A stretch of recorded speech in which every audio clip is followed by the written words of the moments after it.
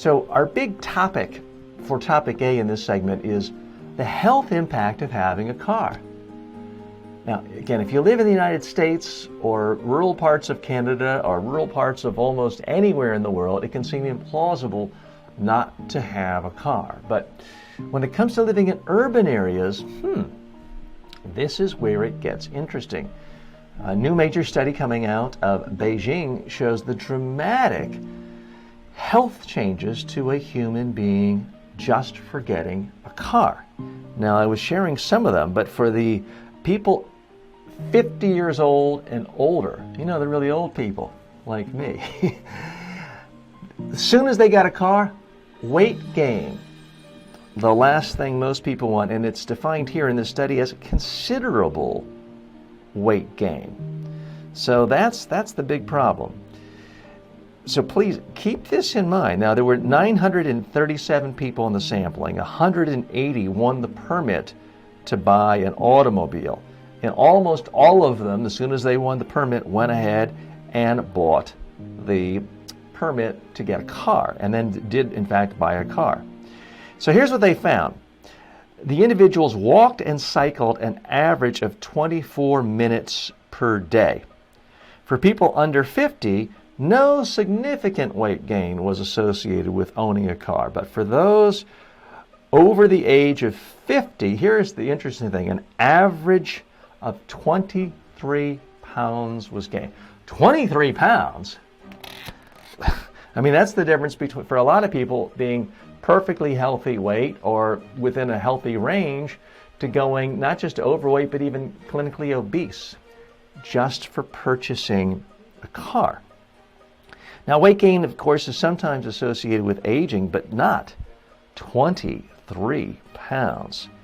Absolutely dramatic. Now, China's obesity rate is around 14%. That's basically nothing compared to the United States, where we're at a 40% obesity rate. But if more and more people have cars, it looks like they might be catching up. I did notice when I was in China last year that there were obese people there, definitely fewer than the United States. But you could see people lined up at the Kentucky Fried Chicken, the McDonald's, all the American-style fast food places with lots of grease, fat, lots of salt, lots of sugar, lots of processed foods, processed carbohydrates.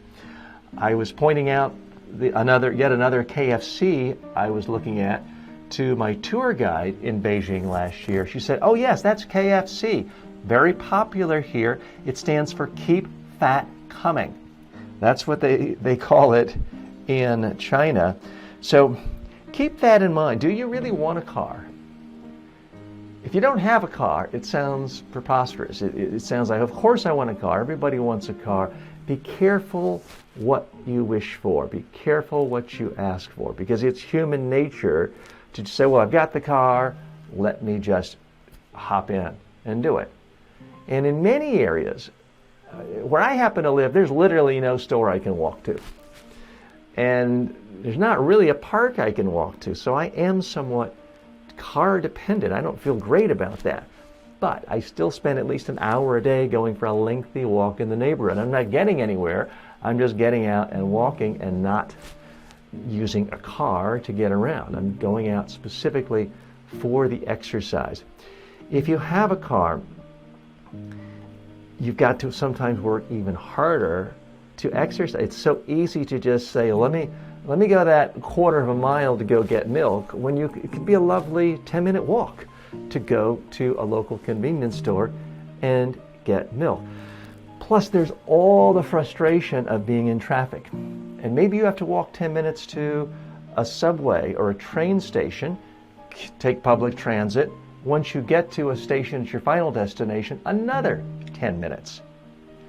So be careful about the automobile use, because it can just suck you in, and before you know it, I've seen friends and family and neighbors drive their car just down their driveway to take their kids to the street because they're too lazy to walk down their driveway, and they want to take their kids to where the bus meets them. I mean, that's genuinely absurd. And it's basically asking for a heart attack and to become obese, but it's that allure of, hey, I have a car, I might as well use it. The car is there to help you. You're not there to help the car.